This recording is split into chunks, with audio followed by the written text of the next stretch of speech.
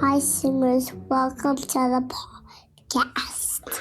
Hello, listeners. Welcome to Geopolitical Cousins. I'm Jacob Shapiro. That was my 3-year-old research assistant. Yes, we are bringing you your 4th episode this week. This time we welcome on second cousin Matt Gertken, one of the 3 Musketeers. We recorded this yesterday afternoon, Thursday, March 5th. We're putting it out afternoon, Friday, March 6th. Also, Hamidreza Azizi, Iran expert over on the Jacob Shapiro Show as well. Crazy times out there. Hoping you're enjoying all the content. Share with your friends. Leave us a rating. Leave us a review. Hope we all have a good weekend. LOL. Cheers and see you out there. All right, cousins, musketeers. We are back at it. Do we want to start with a moment of silence for Kristi Noem? Bye-bye. You're fired. The celebrity apprentice makes an appearance in the Oval Office. Any jokes? Anybody got some?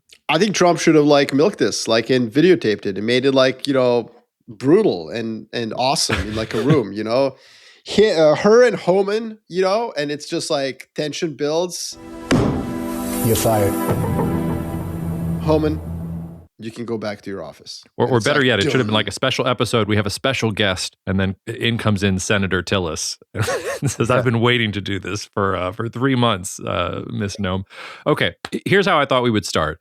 Because I am constantly trying to pick holes at our own arguments. We recorded, just 2 days ago, Cousin Mark? I can't even remember.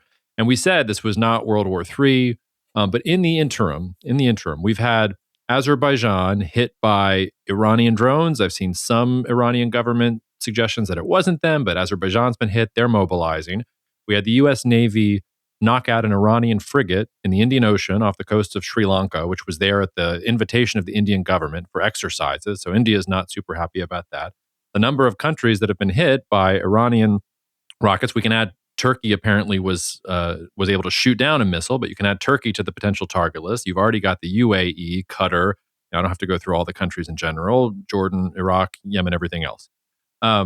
Is this spiraling into a regional war? Should we be worried that our old hey, this is going to be a 3-week layup and it's not going to extend beyond the main actors because that's what happens in geopolitical conflicts, that goes away? And then also we should just say that the timeline of the war, even in the last 2 days, has expanded. It went from days to 2 to 3 weeks to 4 to 5 weeks. You have Politico reporting, some folks in the administration, and take some folks with a grain of salt, that they're prepping until September for this to continue to be going, which seems like nonsense to me. But, all of that cuts against our thesis right now. So I wanted to throw it back at both of you. Either of you getting nervous? Either of you blinking at your assessments? Or do you think this is just all part of the game? Well, I have to say it's kind of, for me, I've been a little bit more alarmist. So I'm nervous looking at the opinion polling that, Trump's going to try to, I think he will. He has to back out. His polls are suggesting he's got to do the taco thing. He's got to de-escalate, et cetera. But I most of the issues you're highlighting are sort of the reason why I've been saying this is going to get bigger before it gets smaller. And it goes back to the fact that the Iranians have to assume that the objective is regime change, even if Trump himself isn't really committed to that, or even if he doesn't really believe that. Yeah, and I've always had a view that President Trump is going to capitulate whatever the consensus is. He's going to do it 6 times faster this time around. And so you can accuse me of being super sanguine. Certainly by every previous crisis we've experienced, this would mean that you want to be super optimistic about this situation. What I just said sounds incredibly sanguine. But I'm also on record being I don't think this is just about Trump this time. He's not going against the Prime Minister of Denmark or Canada on some trade negotiations. This is about the other country and their survival. It's not about their access to Greenland or their access to American markets or access even to critical semiconductors, to the long-term viability of their claim to superpower status. This is about Iran's surviving as a state. And because of that, I do think they are incentivized to prolong the conflict, to kind of illustrate to the US, even once President Trump says, oh, it's over, maybe they do want to take an extra week or 2 or 3 of pain. And that's where the drone thing comes in. And I think that's just the most critical thing of all of this. I think Jacob, it's interesting that you were prompted to ask us this question because of like a rocket to Azerbaijan. I don't care. You don't? No, I really don't. I couldn't care about a single bill. And I want to be very hyperbolic here, just so that people listening can kind of like test the thesis. Mhm. But I really don't care about Iran's ballistic missiles at all. Like at all, zero care. Like I think they're non-event. They are not an event at all. And I don't care that they're vulnerable, and I don't care that Israel and the US can bomb them. All I care about exclusively from a perspective of global relevance is that I don't think anyone can convince me that even a failed state Iran, looking for its keys in the rubble, even that Iran, I think, can close the Strait of Hormuz. That's my concern. My concern is there's an asymmetry of military technology that people just haven't wrapped their minds around. They're like, oh, but look what we're doing to them in Tehran. Look at the paucity of their ballistic missiles. They're not hitting anything. And if they do, they get intercepted. Yes, but I just don't think you need that much know-how to shut the Straits of Hormuz. And I think that was kind of the message of the mini podcast, Jacob, you and I just released with our good friend Ed, who's a tanker expert, who did agree with my assertion that we should take the Yemen and the Houthi example. We should take it. We shouldn't ignore it. We shouldn't just say, oh, well, it's different now. Americans really mean about opening the straits. So yeah, I guess I'm alarmist too, And you can add, I know you're deliberately excluding the other capabilities. And I know that the US has a lot of ability to thwart those attacks. But the one today, the tanker off the coast of Iraq and Kuwait, that was a small little boat that came up and just slapped an explosive onto it, which was always, that was their old technique. And so they can do a lot of surprises, and that's even excluding the drones. And your point, I think, maybe is probably more important, which is that the drones are the big new game. But and I think the overall point is that the media, the news, President Trump, Israel are focused on like, we can fly over Tehran and kill whoever we want. They can't really hit much with the ballistic missiles. It's all good. The market's like sick. But I think if you're a ship owner or you're like a captain of a boat, you're like, okay, cool. I'm glad you guys are flying fighter jets over their Ministry of Education. But I don't know if I can like sail over there. Number one, my GPS doesn't work because they're spoofing it. Number two, like my buddy captain just got almost sunk in Kuwait by a Zodiac boat, and then I can't see the drones. So also, I don't know if you guys talked about this when you last talked, but one of the things about the Strait of Hormuz, I think pretty much everybody knows this now, but it's very narrow at the part where you can actually move the ships through. And so the maneuver that they have to do is a very routine maneuver. Their actual navigation route is extremely constrained, and they have to sort of bend around it in these two lanes, to and fro, which means that the targeting is very simple. It's very hard for for the Iranians to open in wide expanses if they're getting hit by Americans, because they can be spotted. But when they have such a narrow navigation route, it's actually the constraint falls on the shipping rather than on the attacker.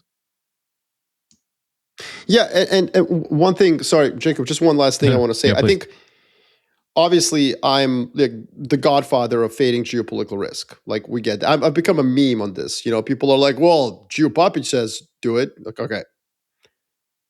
However, when the Somali pirates can do something and the Houthis of Yemen can do something, we should kind of like think about that a little bit. It's in this case, Iran does have a logic to extend this. And I concede that the United States of America can use punitive attacks against Iran to then eventually, force them to cry uncle. What's the difference between Houthis and Iran? Houthis are comfortable living in, medieval real estate. Yeah. So, right? Like Iranians have a much lower threshold of pain. I think I said that correctly. Right. Lower. I mean, Maybe. I mean, Maybe. they've had a high enough threshold to deal with sanctions for how many decades now? And now they're getting pummeled. I mean, to steal your point from last time, by the great and little Satan at the same time. Like there's a rally around the flag sort of effect 100%. here. I'm trying to make a case. I'm trying to make a case against myself, like. Yeah. Well, no, it bothers me though, because, the background, and we talked about this on Tuesday too, Marco, like there is now, it's not a drumbeat, but you had that report that Rubio and Hegseth are at each other's throats. And that maybe Hegseth is cool with boots on the ground and that Rubio is not cool with boots on the ground. And you've got even guys like Ian Bremmer saying, well, maybe the U.S. is going to seize Karg Island, or maybe U.S. troops are going to go and secure as much of this energy infrastructure as possible as leverage over the Iranians. And if you control that, maybe you have a better chance of protecting it from drone attacks or from some of these other things. And now you start spinning into a much deeper conflict. And then it goes with the reports of, we could go 100 days. We can go till September. I mean, I don't, that's still not my base case. I'm still sticking to my guns. But as I look at the play-by-play here and the next step, I mean, unless the Trump administration is going to do something like that, then you guys are right. Then it's sort of game over, right? And then it's just about when do the Iranians want to stop versus when the Americans want to stop. I think we're at that point. It's really when they agreed to negotiations, and it was significant that Trump said that Mojtaba Khamenei was unacceptable to him, because for those who were looking for Trump to back off quickly, that was an opportunity. He's not doing that. And the other thing was the Israelis trying to take out the Assembly of Experts, like the mechanisms that exist in the regime to create a succession. If you think that you were going to do a Venezuela playbook and you accept what's left of the regime and you just change the personnel, well, then you have to let the succession process operate.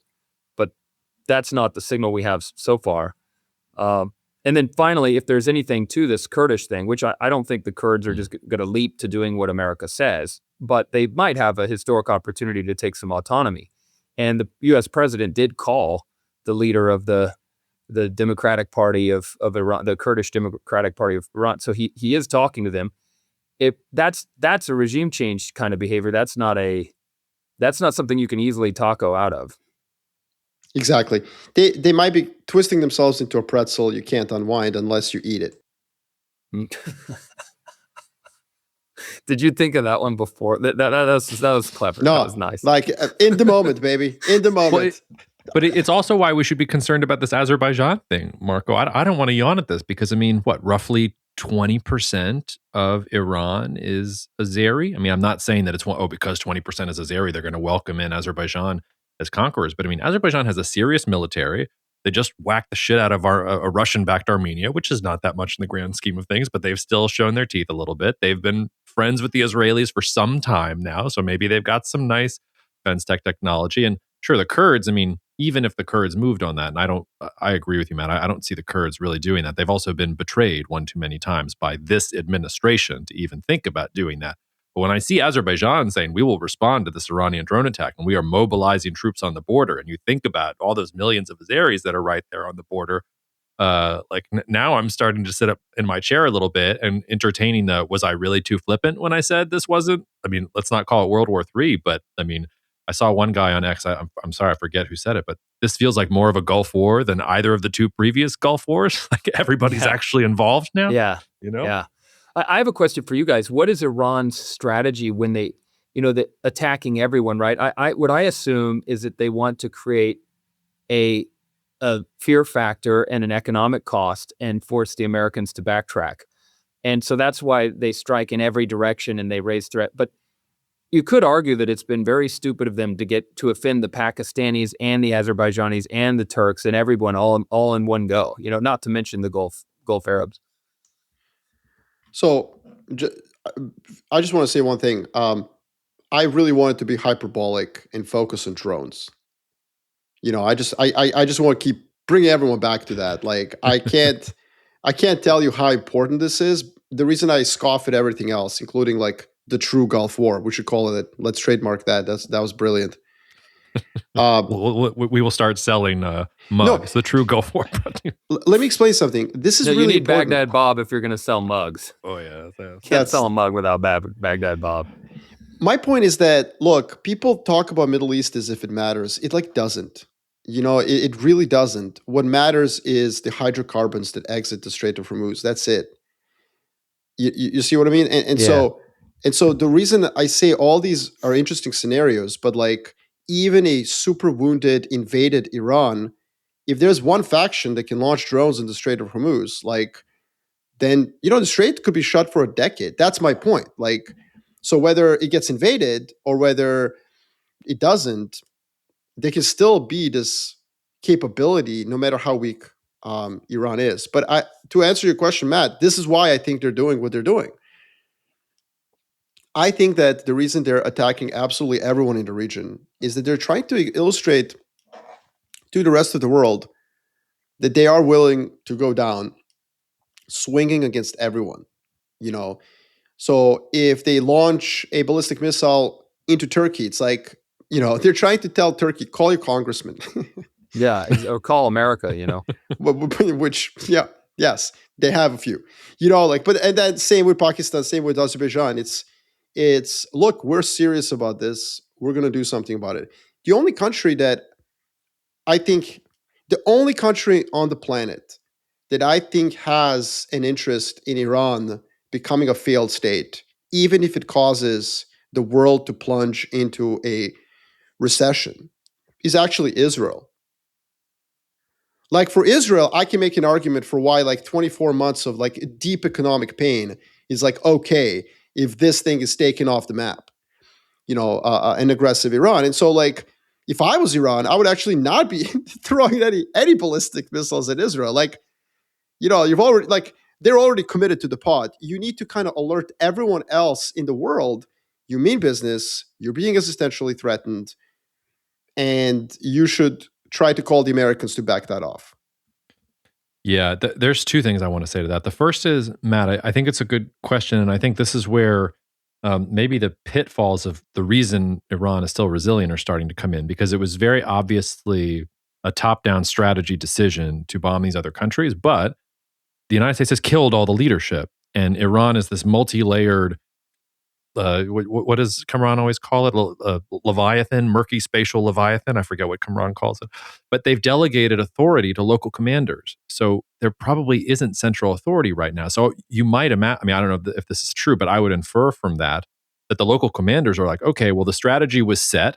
We've lost contact with the supreme leader and the leadership council. Sure, let's hit Azerbaijan and let's hit Turkey, because the whole strategy was let's cause as much pain as possible, and then these folks will want to sue for peace and they will respect Iran again, because they certainly didn't respect Iran post the spanking that they got in the 2025 war. But how do you stop those guys then? There's no body to tell the local guys, hey, like, don't go after Azerbaijan. Like, what are you doing? Turkey, like, leave Turkey out of this. We don't need to mess around with the Turks right now. Just focus on the Gulf. I worry that nobody's reining them in. And Marco, to your point about Israel, I think another thing we should say about Israel, you're absolutely right that they're the only ones with this, perpetual instability in Iran. I'd also just point out, I think their hydrocarbon discoveries themselves, their offshore natural gas discoveries, also allow them to do this in a way that even 15 years ago they wouldn't have been able to. For a lot of Israel's existence, it was all about importing commodities in order to keep the economy going. But now they have, natural gas of their own. Not that their energy is self-sufficient completely, but they can take it on the nose. They don't care if the Strait of Hormuz is closed, right? It's actually Egypt and Jordan, or anyway. I'm stretching. No. Israel will have a recession too. It doesn't matter. Israel could be bathed in oil, and if the Strait of Hormuz causes a global recession, there's a global recession. You know what I mean? My point is that let's imagine a scenario where Israel didn't have any hydrocarbons.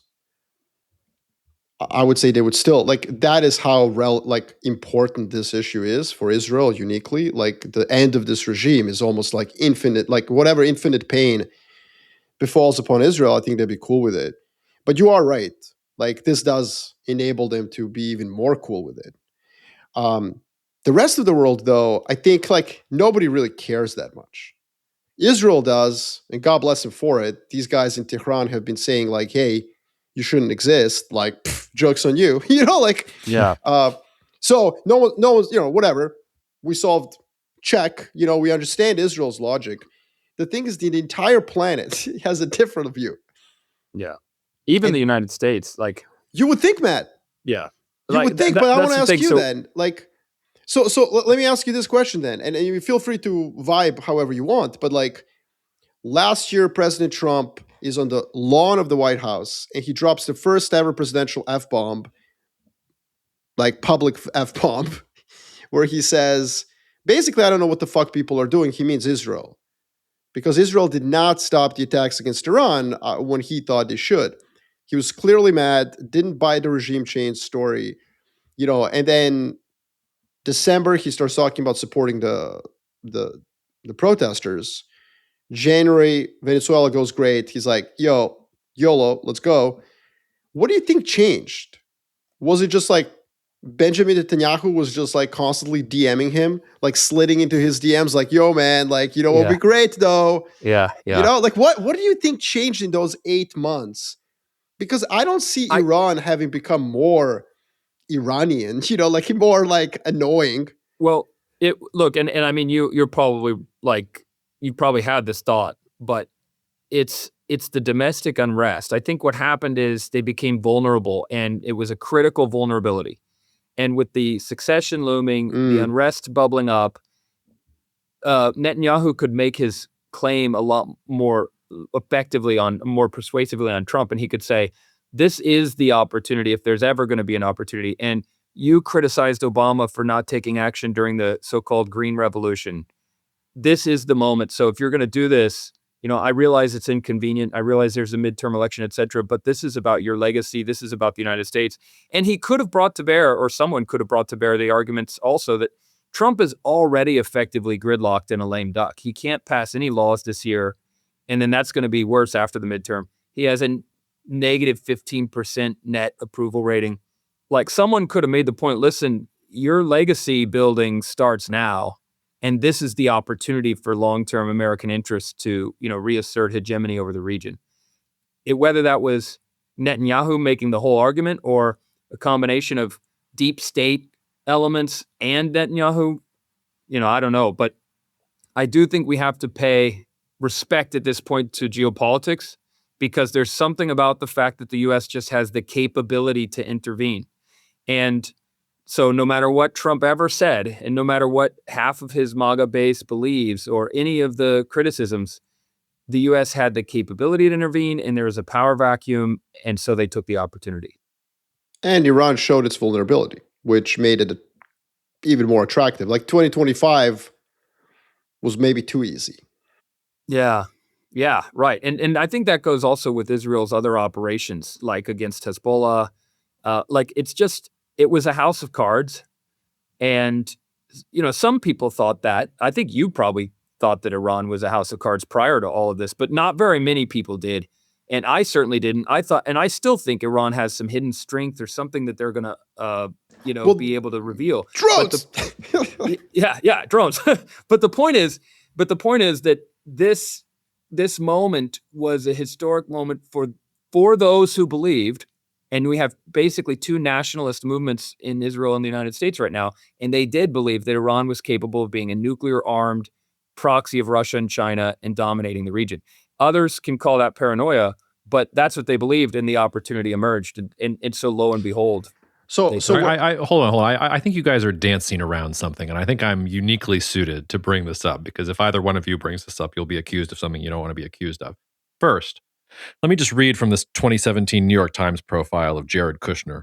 Quote, back then, Mr. Kushner was a high school basketball player, LOL, a Billy Joel fan, a quiz manager, and no one's guess to become a negotiating partner with Mr. Netanyahu. But unlike other students on the trip, he knew the prime minister, who was friendly with his father, a real estate developer and donor to Israeli causes.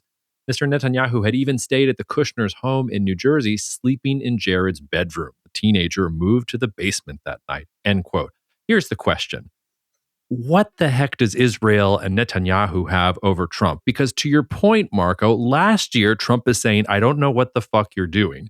And now he's burning whatever is left of his legacy and legitimacy and everything else on a fool's errand in Iran. Like, what is the geopolitical logic of getting involved, if you're the United States, with Israel to go after Iran in this manner? It does not make any sense to me. And I it's uncomfortable for me because, you're seeing the proliferation of all of this anti-Semitic imagery online, the Netanyahu and the Jews are controlling everything.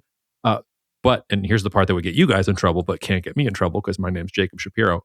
Even I'm like, yeah, I don't get it. Like, how is Israel pulling the strings here? Like, Trump should have told him to fuck off. I want to be on the record. That he was going to go in with it. I want to be on the record here. Matt, you don't have to answer this. I want to be on the record and say it's a coincidence. You should never speak about it. Yeah. Well, look. Also, Jared, we went to Jared when it came to Iran. Jared, challenge you to a one-on-one game of basketball if you're listening. I'd love to see your game. He may not be listening, Jacob. I'm sorry to say, but look, the only thing I have to go in on though is that there again it sounds farcical now to say this, but what the movement behind Trump believed was that, well, America had status anxiety because of the rise of China and the resurgence of Russia and the perceived loss of influence in the global South and potentially at least in the Middle East. And this status anxiety produced a nationalist government. Nationalist government looks around, how can we reassert American, will in the world? And they pick low-hanging fruit. They pick regimes that were hostile to them, using angry language, allying with Russia and China, and had already devastated their own economies. So in a way, it was, I think, especially with Venezuela now, with Iran, I think the mistake might have been that they had success in Venezuela so that they got hubristic and then they took on something a lot more dangerous. But it's not as if there weren't people telling them, hey, Iran is a totally different game. This could be very messy.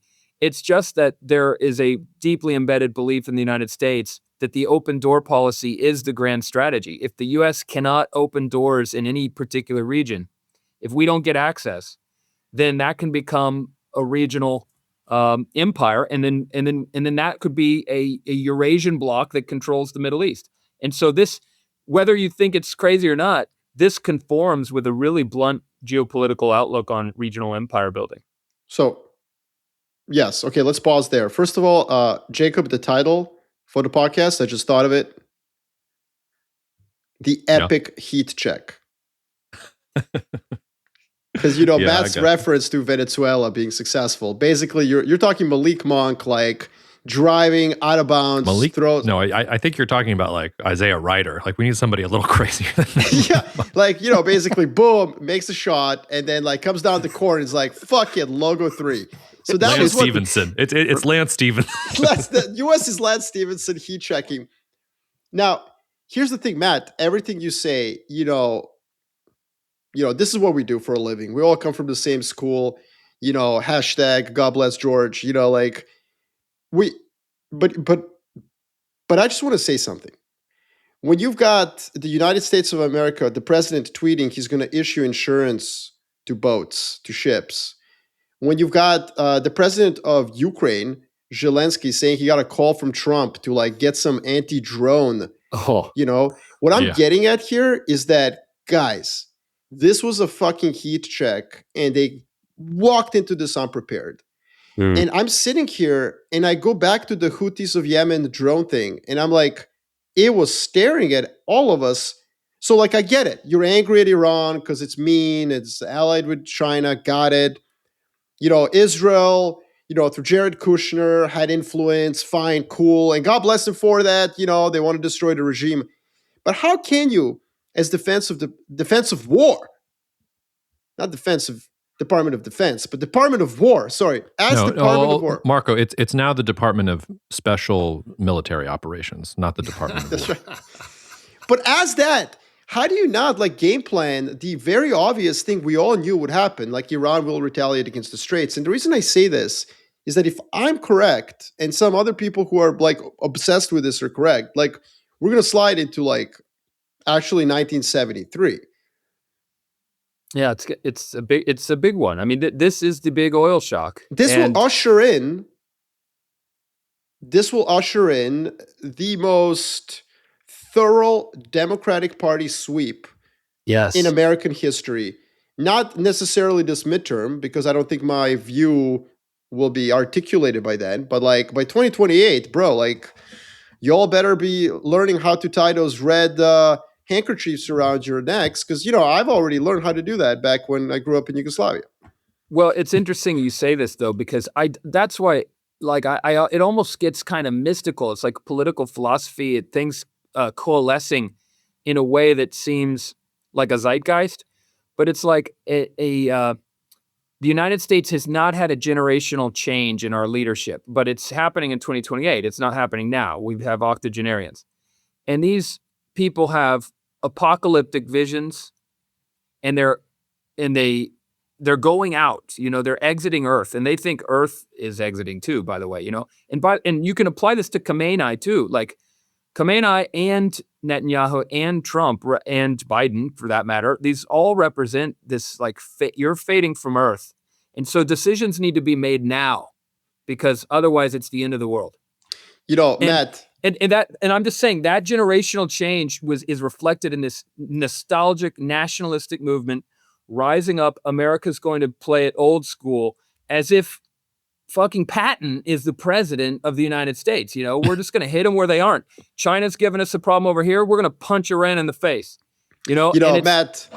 Matt, Jacob tried, bro. Like, he tried to get us from getting canceled by one group of people, and you just walked us right into the baby boomer fucking buzzsaw, man. Well done. Yeah, well done. Hey, but I mean, there is something to it, but the point that you have to also fit it in with is, so I'm just saying all these things coalesce. Everyone's always looking for one cause or one solution, but what it has something to do with Iran being recalcitrant and pursuing a nuclear weapon and the missile program in the region.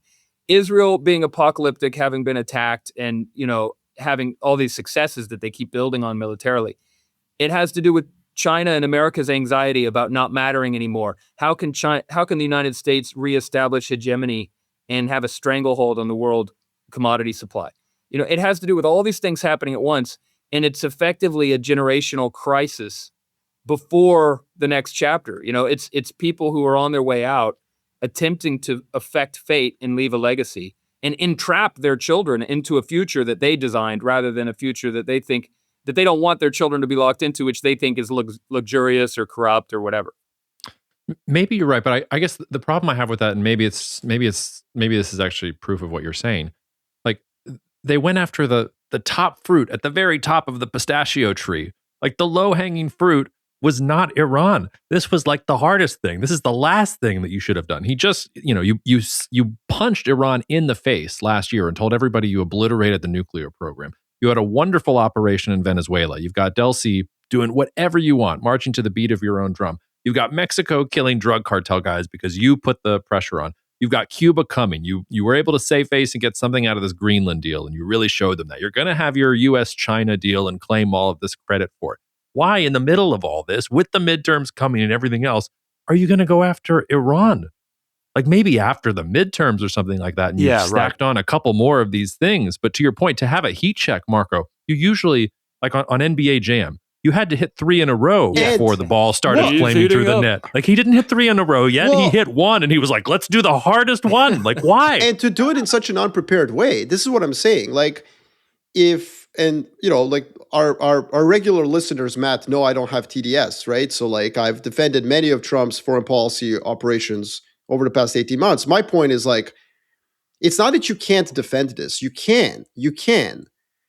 But to not think of the obvious retaliatory tool that Iran will have, whether they have indoor plumbing or not. Like this, and that's where I think this may on surface look like reestablishment of American hegemony, but under the surface, it just reinforces what many countries have already been doing for the last 18 months, which is planning for world post-American hegemony. The United States of America got walked into this because of a heat check, because of Jared, whatever, kind of helter-skelter, like YOLO, let's go, let's see what happens, shoot from the hip. But then you don't plan for the consequence, which again, we're not there yet, right? Like, let's be clear, we're not there yet.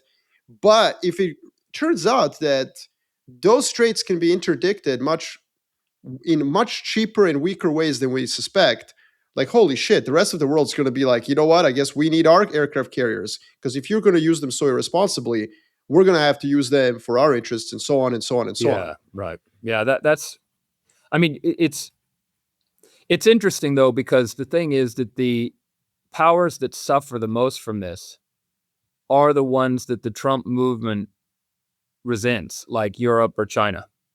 Whereas the powers that benefit are like the United States or Russia, right?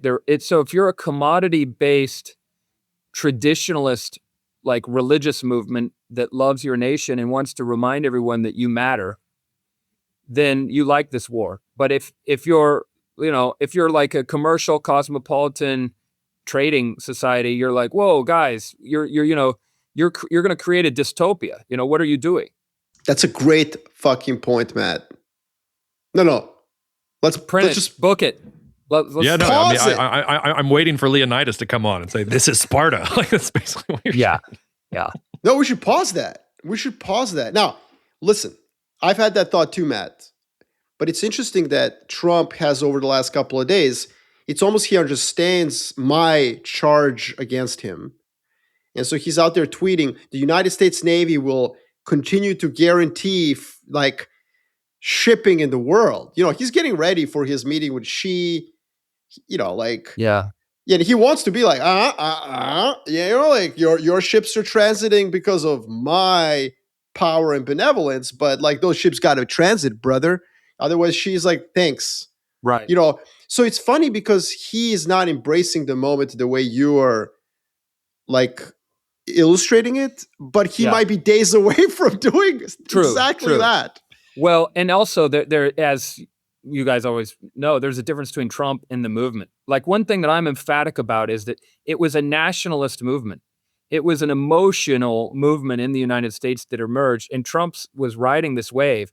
But people, and I've argued it over and over, people put way too much stock in Trump himself. But this war is the best example of how nothing Trump ever said mattered at all. And by the way, Obama said he was going to get us out of wars too, and he didn't, right? And it goes back to the fact, I had this chart that I would show that was military spending as a share of GDP, very simple. But I looked at other countries that for US for a long time is like at 4%, And I looked at other countries like that, and it's like Pakistan or Thailand, countries that are ruled by their militaries.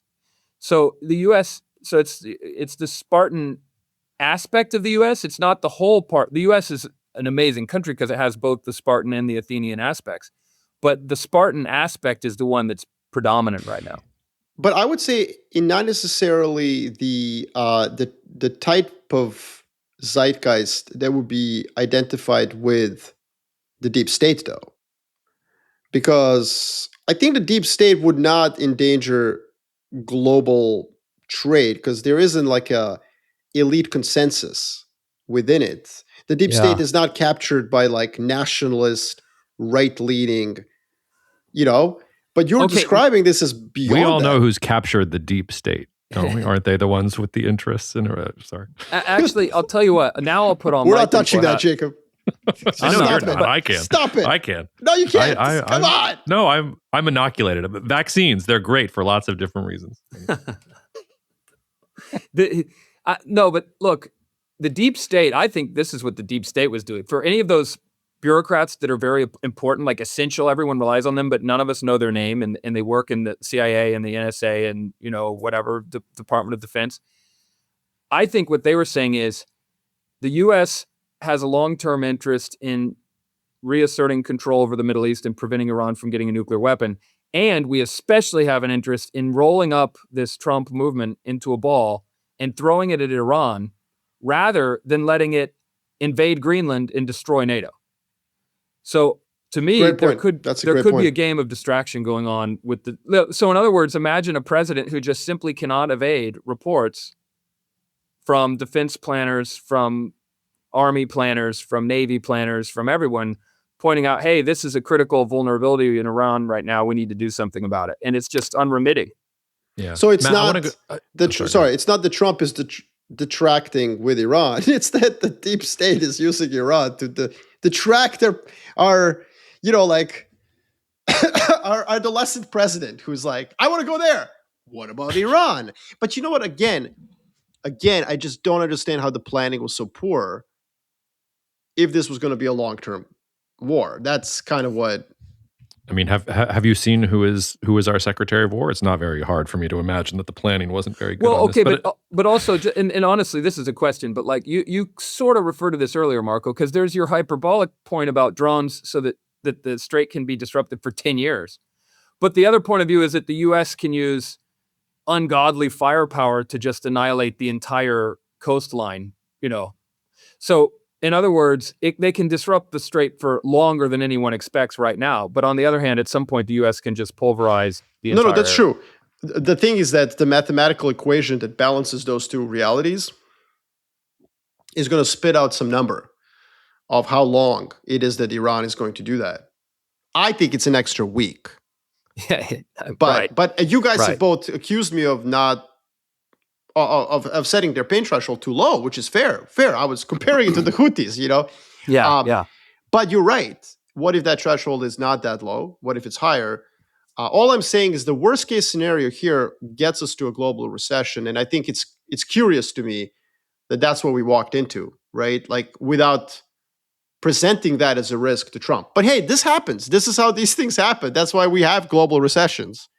No, but I think that's actually, I think that's a really good point to bring us back a little bit, because Marco, I'm still of the same mind. Like I'm exploring the idea that I might be wrong, but I would be very surprised if this is going to go on for more. 2 weeks was sort of my max, but I would be very, very surprised if this was going to go on more than 2 weeks. In part because if this goes on more than 2 weeks, I think global recession is too soft a term for it. I mean, we're talking about global, I don't know, you want to call it depression, crisis, I don't know. It's going to be really, really bad if it goes on more than 2 or 3 weeks. And you sort of alluded to this, like at what point are we past the point of no return? Like it's not some arbitrary date or something like that, but what has to happen for us to look at this and say to ourselves, this is going a different direction than we thought. There is no taco. Trump is doubling down, or Iran is tripling down, or like the strait is going to be closed for a year. Like what are you both looking for that will tell you we're in that universe rather than in the taco? Well, a couple things. To my knowledge, they haven't even tried to attack the Abqaiq refinery, which they struck in 2019 as their sort of signal that they have a real capability. That would be one, or the East-West pipeline. And, this is an open, above ground, of course, pipeline that you should not be hard to sabotage. So I'm just saying because you could argue that the taco is still possible as long as there hasn't been permanent damage done to the structures in the region. But once you do the permanent damage to the structures, then we're definitely having a recession. And now America's super enraged and going to pursue. Now you're waist deep in blood, so you might as well go all the way and destroy the regime. Yeah, to me, it was Iraq. Iraq has just shut down one of its pipelines due to lack of storage capacity. But, what if we start seeing sabotage there? That's something that I've always focused on, particularly Basra. If the Iranian-linked militias in Iraq start, threatening things in the country much more seriously. Right now, they're kind of flying some drones above the green zone, which is not really that much. Also, I think rhetoric just sharpens, severely. And President Trump starts doubling down, as you guys have talked about, on all this conversation about arming different groups and so on. I do think a lot of that is just planted PR. CNN carrying a headline that Kurds are going to be armed. Like, come on, bro. Like, if this was serious, they would have been armed 6 months ago, or maybe not. Maybe we are that useless and incompetent as a country. But I do think that was planted there so that the Iranians can read it as well. Right. That is still negotiations. I think you want to look at concrete stuff that, as Matt says, that can't be taken back. Also, here's one. Why have we not seen Shia attacks in Bahrain or in Eastern Saudi Arabia? Or, there's some levers that Iran hasn't really pulled yet, or they haven't. I mean, it's not like Iran didn't have time to plan, and it's not like Iran's cells, militant cells in different countries haven't had time to plan. So either we're about to start seeing that kind of stuff, or the Iranians are convinced that they don't want to go that far because they think Trump is going to back off. Well, and one of the first things, the Saudis did this on day one. They had the pictures of the, armored personnel carriers and everything rolling across the bridge into Bahrain. So I think the Saudis are like, Like this is we're gonna put a pin in this right now. So you've seen a little bit in Bahrain, but I think Saudi is like ahead of you there, and that's where their strategy, or at least their tactics, went immediately. Yeah, and then that would, I guess, send us back to Iraq then as the big signal as to whether this becomes a region-wide conflict. It's the only place where Iran still has, I think, obviously Hezbollah is Hezbollah, and Israel is going to, I guess, conquer everything up to Beirut. Well, Maybe. I'm shocked Hezbollah is still in the game. I thought they were gone, but now we're getting reports that they're deploying to the south. And, Israel, I mean, there's like 100 dead in Lebanon so far, and they're telling people to evacuate Beirut. I mean, yeah. I mean, a game changer, though, a step function difference would be Iraq. And it is still the only part of the real estate in Middle East that you can truly say is controlled by Iran. Also, what a world in which the most stable country in the Levant might be Syria. Who would have had that on their bingo card 2 years ago, right? Go back to like the saga that you guys have followed. I mean, there was an Iraq that acted as a bulwark against Iranian expansion. The Americans took that Iraq out. Then the Americans had to try to negotiate a region settling deal with Iran. The Americans walked away from their own deal. Now destabilizing Iran itself. Well, the problem with that equation very clearly is that Iraq was never fully fortified, was never fully stabilized, and has not to this point become the type of state that you could rely on as a bulwark in the region. So now, from Balochistan to Lebanon, it is just a complete shatter belt and a complete power vacuum.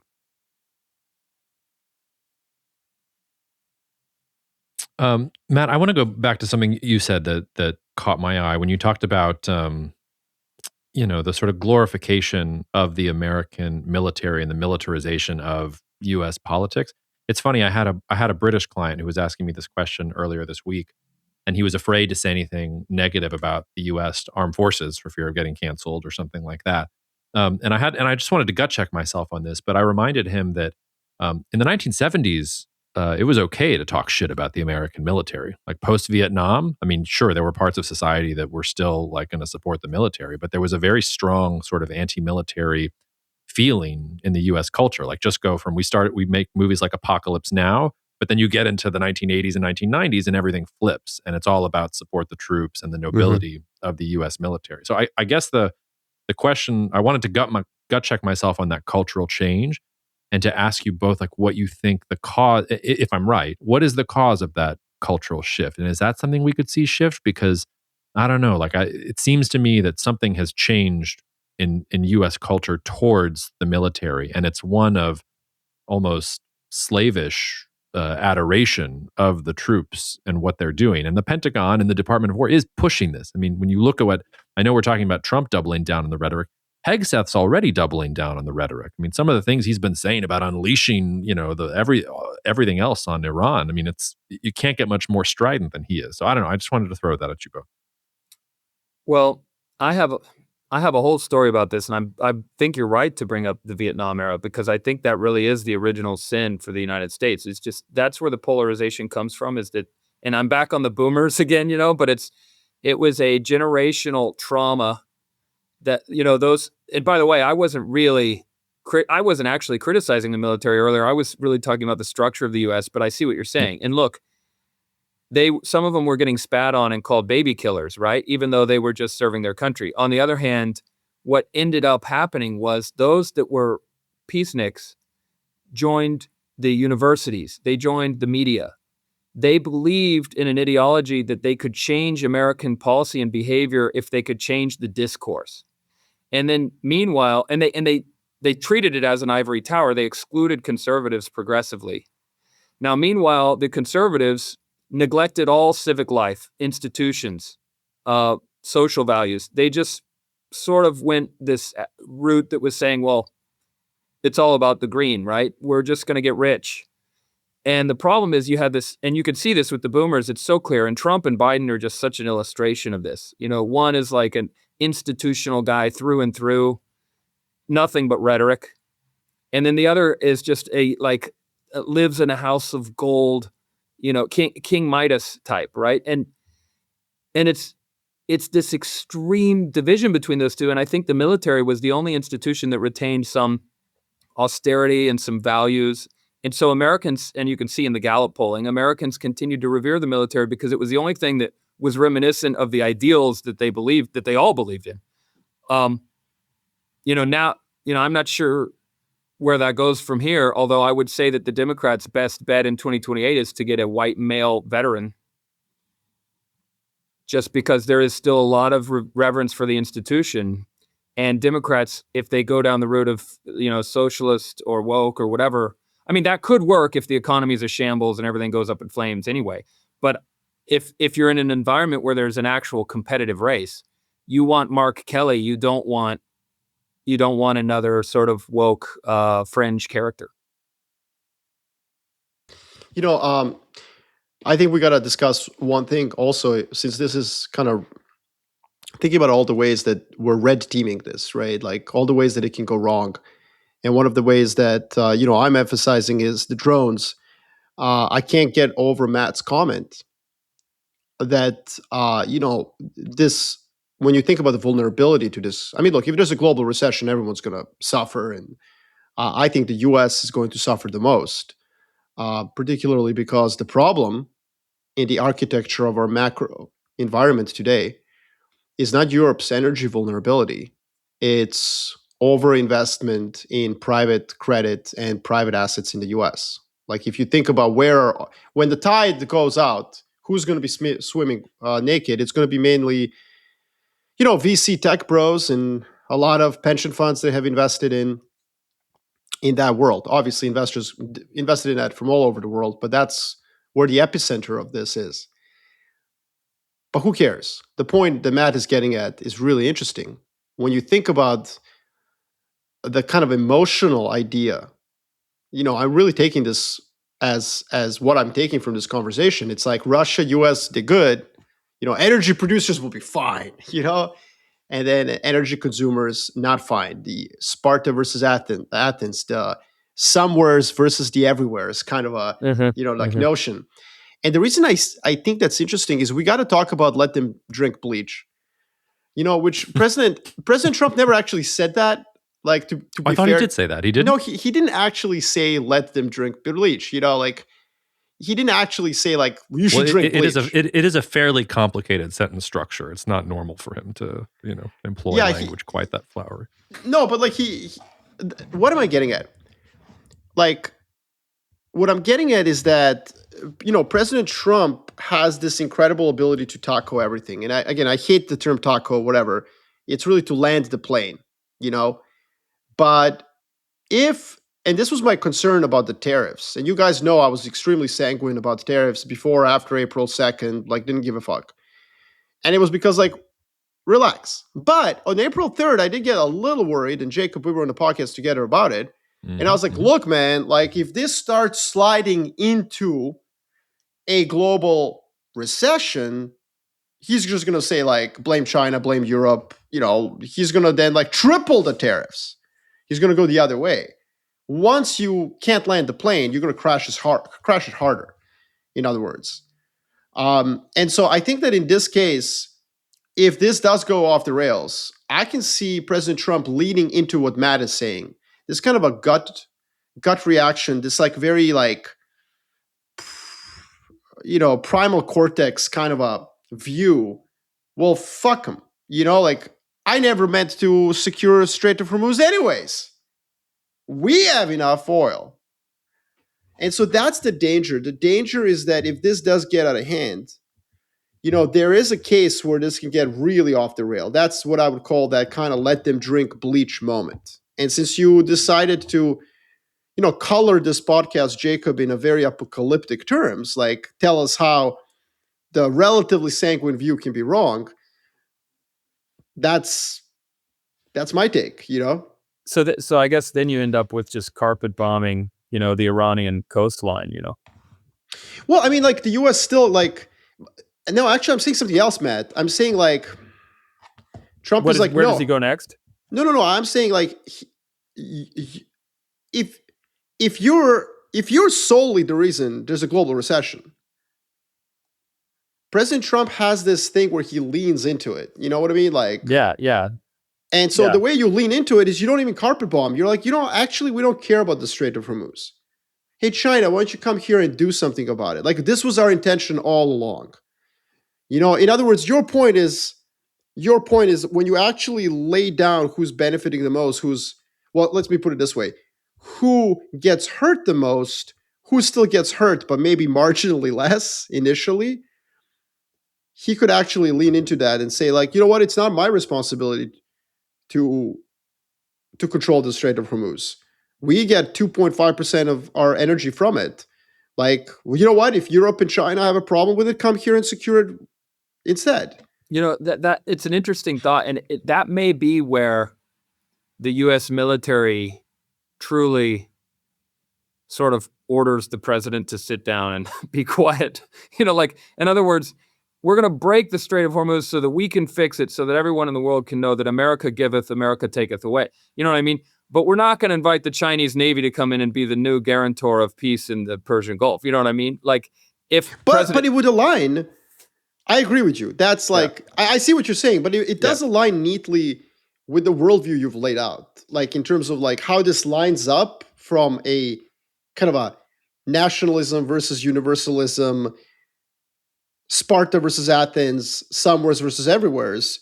Like, look, that would be the ultimate lean into that MAGA camp. To your point, it doesn't matter what Trump says. What does that nationalist movement in America says? It's very isolationist.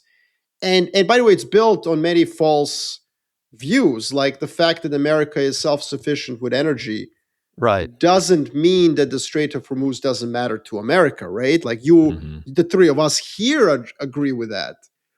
But I can see the president of the United States of America just being like, well, fuck it, I'm just going to lean into that view because it allows me to pretend that I didn't cause this unknowing of its consequences, which is where we are right now. Right. It's the shoot the hostage moment, Okay, well, we have like about 10 minutes left, roughly. So, and you're right, Marco. I did frame it a little bit. I guess it comes off apocalyptic. I was really just trying to poke holes in our self-assuredness because I was feeling a little bit of pressure. But let's say let's first of all agree to come back here together as three musketeers on April 5th. What do you guys think we'll be talking about on April 5th? Like, what's your base case for what our conversation will look like on April 5th? I mean, I can go first. Go, please. Yeah, I mean, look, I think Trump is going to taco like within hours and days. That's my view. And I think everyone's going to rally. Everyone's going to be super, super happy. I think someone is explaining what we're saying right now to President Trump. Like, bro, you're going to be guilty of a global recession,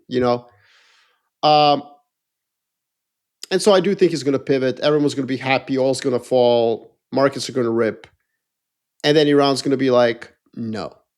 That's what I think is going to happen. And I think there's going to be a carnage further. I'm very worried. I think that this is substantively different from anything we've seen since October 7th, 2023. In that, this is the first time the regime is existentially threatened. And Matt has really pointed out why. The difference is the protests against the regime have really made a big difference, I think, both in the calculus of President Trump, but also in Tehran. So I don't think that they can do what they did last year, where they were like, okay, cool, thanks. Like, let me throw some missiles at bases. And so I do think that there's going to be a pretty violent retort from Iran. By April 5th, gun to my head, I think it's over. I think the fact of the matter is that the United States of America can't carpet bomb Iran. I don't think Iran wants to be a failed state where some remnant of the regime acts as if they were Somali pirates. The Houthis of Yemen, do have different living standards. You give them some cot to chew, they're kind of happy. Not to be stereotypical, and I apologize to the Houthi listeners that we have, but I think that I do that out of deep respect for your military prowess. The truth is, like, I do think by April 5th, this is like over. That's my base case scenario. However, I think that the probability that this tit for tat goes completely off the rails is the highest it's been since January of 2017 when President Trump was inaugurated. This is the first time he's dealing with a regime, that is not just going to be like, oh, you've served a delicious taco. Allow me to consume it. Yeah, I don't have anything to add to that. I think that was perfectly well said. Like my statement would have been the Iranians, I think, will get at least one lucky strike, maybe two, and it'll be a spectacular attack, whether it's a refinery or something. And I think and now we can sort of debate about their capability, but because in order for them to do that, they have to exploit an American oversight or weakness. It's very hard to do, but I don't accept the idea that America is going to have flawless execution in a war with this much of an expansive territory and an enemy that's been planning for a long time to wage asymmetric war. And it doesn't have to be a missile or drone against a cake. Trump offers taco, they sink a ship. Yeah, right? Exactly. It can be and it could be, and also I would say that it could be a military failure, like they sink an American military ship, and of course that's hard to do, but it happens, right? The other thing would be it could be a tanker. So in other words, you could have an economic cost or you can have a political cost. Jimmy Carter had both and got, wiped off the face of the earth. But if Trump just suffers a military humiliation, like an operational failure, it will severely damage him, even if it doesn't produce a global recession. But of course, the risk here is global recession. I want to make a joke about the Council of Experts announcing that they've anointed Paul Atreides as the new supreme leader of Iran, because this is what we're getting to, right? If the Iranians can control the Strait of Hormuz, he who can control a thing has the power. It's going to get tested a little bit. Jacob, here. Go ahead. That's an incredible analogy, brother. You know why? Right. You know why? Because in the Dune series, the Fremen control spice through disruption of harvester activity. Mm-hmm. But they are not a sovereign state. They're basically, the Houthis. They are. And that's what I think we walked into this. And by we, I mean everyone collectively, Israel, US, the West. It's like we were focused on the wrong thing. Iran can't defend the Ministry of Education building in Tehran. Who gives a shit? And this goes back to my problem with a lot of the, MAGA thinking. A lot of it is very refreshing and new and sexy and interesting. But one of it is that almost everything that came before it was done by morons. So this idea, well, no other president ever had the balls to attack Iran. What's up? Let's go. And it's like, well, first of all, one of them did, and one of them did. His name was Ronald Reagan, and he got the strait open in like 2 days, wasn't it? Was it praying mantis? Wasn't that? Well, yeah, but not operation? But he was focused. Like it wasn't regime change. That's the point. Right. That is the point. That's the problem. Is that what Trump got himself into is he accepted those who were telling him that America can operate this offshore strategy. We're the naval power. But he forgot that means that then you don't try to destroy the regime on land. Or bomb them. God bless you. Offshore, like gunboat diplomacy, offshore balancing, but like allow the plane to land and understand how regimes are different in terms of what constraints they can impose on you. Venezuela, meh. But I think that's also an amazing metaphor, though, because with Venezuela, they went in because they knew they had Delcy. Like, go back to that question that he got in the Oval Office where he was asked, so is there a version of Delcy? I'm paraphrasing. And he was like, we killed them all. Yeah, he said that. He also said that the next leaders might be worse. And he just today said that Mojtaba is unacceptable. So he hasn't pivoted yet, even though, Marco, you're still making a really good case that he's going to. And I have to say, again, I reviewed all the polling this morning. I mean, from an American political point of view, he has to withdraw. He has to exit. Why? Tell us. Tell our listeners the color here. What did you review? So net approval rating on all the major, like foreign policy, immigration, and general net approval are all dipping from -10% toward negative 15%. And net approval of economy is negative 15%. And in fact, you can see this opening up even broader because of if you look at the chart, the directionality, it's looking like he's going to have a 35% approval on the economy. And this is in an economy that's actually booming, like the economy's doing fine. So something is just woefully out of place here. And it implies, of course, then you can look at the support for the war, which I don't think is as bad as some people make it sound, but 40% support at the beginning. And our friend Jesse Curry made a great point today. Remember that at the beginning of the Iraq war, it was 75% approval, and then it collapsed. But this is 40% of approval at the beginning, when supposedly it's like the G.I. Joe moment. So from those polls, he has to do what you're saying, Marco. And then again, the Iranians have to do what they have to raise the economic cost regardless, because they're actually speaking to future presidents. They're they're not talking to Donald Trump. No, they got to update the utility function of the West. Remind us why no president has tried to eliminate the regime. Bomb them on occasion, calibrate the regime, sure. But there's a reason for it. And it's not because every other president was a pussy or stupid, which is the callous argument of the MAGA camp. No, because they can shut down the Straits of Hormuz. It's right there. And that also goes back to the point about hubris. There may have been an argument that prevailed, and we'll find out, or the New York Times will find out, or something. Bob Woodward will let us know. Yeah.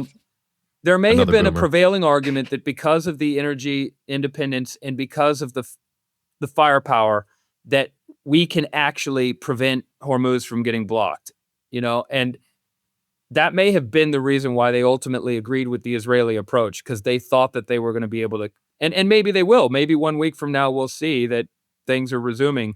But again, I think that comes from political change rather than a military. I think it's ironic that most of us would have agreed that Joe Biden looked like the next Carter. Yeah. It's ironic that he may be Donald Trump if he doesn't land the plane on this. So, Well, I mean, the other aspect of what you're saying, Matt, is, and I mean, you really sort of have to start doing three-dimensional chess here, and I just don't think they're playing three-dimensional chess. But I mean, there is a version of this where the U.S. shale industry was really hurting under low oil prices, and by doing this, if you have an extended closure of the Strait of Hormuz, then U.S. energy producers, it's going to be boom town. The problem, though, I think, is you're right. Then you don't go to step two, which is that doesn't mean that the world is going to be okay. If you close the Strait of Hormuz, the prices are going to rise for everyone, and the U.S. including is going to Americans. export, and then Americans are going to be paying higher prices, so you're screwed in the first place, which goes back to, I don't know, your thing about polling. The polls told me he shouldn't have done it in the first place. If he was reading the polls correctly, he shouldn't have even gone at it. So I don't know that a dip in the polls is going to say that now he should stop. But maybe there's something in his head that he's saving the U.S. energy industry by getting oil back up, and he still can put the genie back in the bottle in 2 weeks and it's help. I don't know. So That's no, a it's actually I do think you're onto something there. So there's two versions. There's the rubric that we all know is that you don't meddle with Iran before a midterm election, and Trump himself referred to Jimmy Carter when he first started talking about this. So we all know that everyone knows this. But the alternative is what you've sort of pointed to, is maybe he's already decided that he's on a trajectory. He's already shaping his end legacy. And he's really indifferent to the fate of the Republican Party in the midterm election. He's trying to shape the Middle East and go down in history as a great president. Okay, I can't add territory. I wanted to add Greenland. You're telling me I can't do that. So I'm going to go and take away the Iranian regime. The problem, of course, is you don't go down in history as a great president if you end up with a recession and a fireball. That's the real story of Carter. No matter how many people try to do the research and resuscitate his legacy, they can't do it because it ended badly. So, last word to you, Marco. It's a question. So, to you guys, I mean, should we start practicing to drink bleach?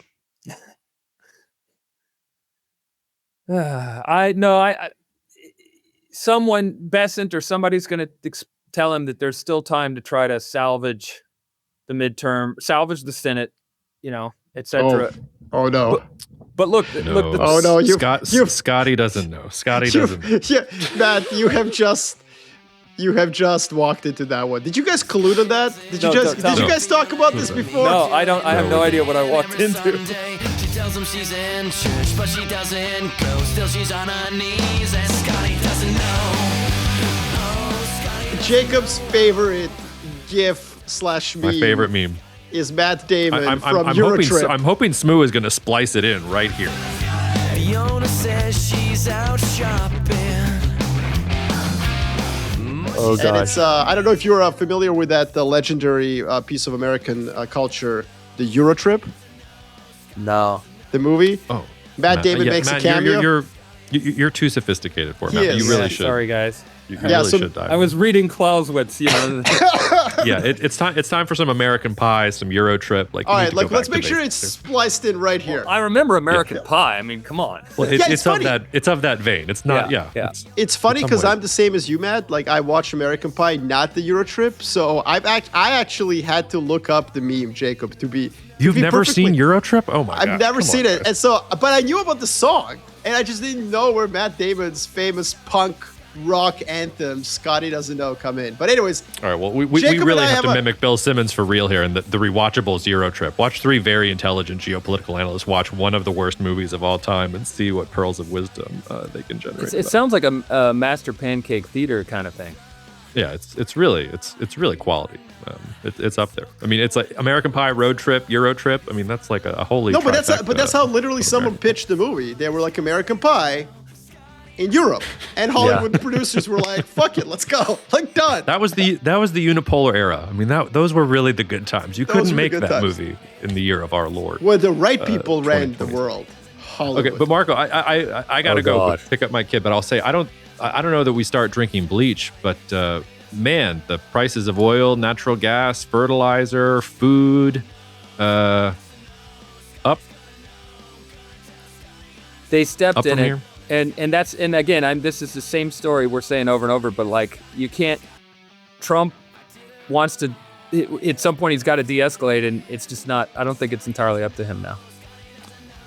Yeah, I just you know, the one thing I'll say is if that does happen, if it is rising food prices, like every single major geopolitical cataclysm going back to the French Revolution, you look hard enough, you will find rising food prices as the cause. So maybe this isn't even the big one. Maybe we're about to get a big spike in global food prices, and maybe there's some other thing waiting for us in the weeds that we haven't even thought of yet as the unintended consequence of an Iranian butterfly, you know, waving its wings in the wind of American air power. Ooh, look at Oh, it just flows that off was the tongue. nice. So yeah, You landed that. this is definitely the virtue of Athens over Sparta, you know. Okay, on that note, we will get out of here.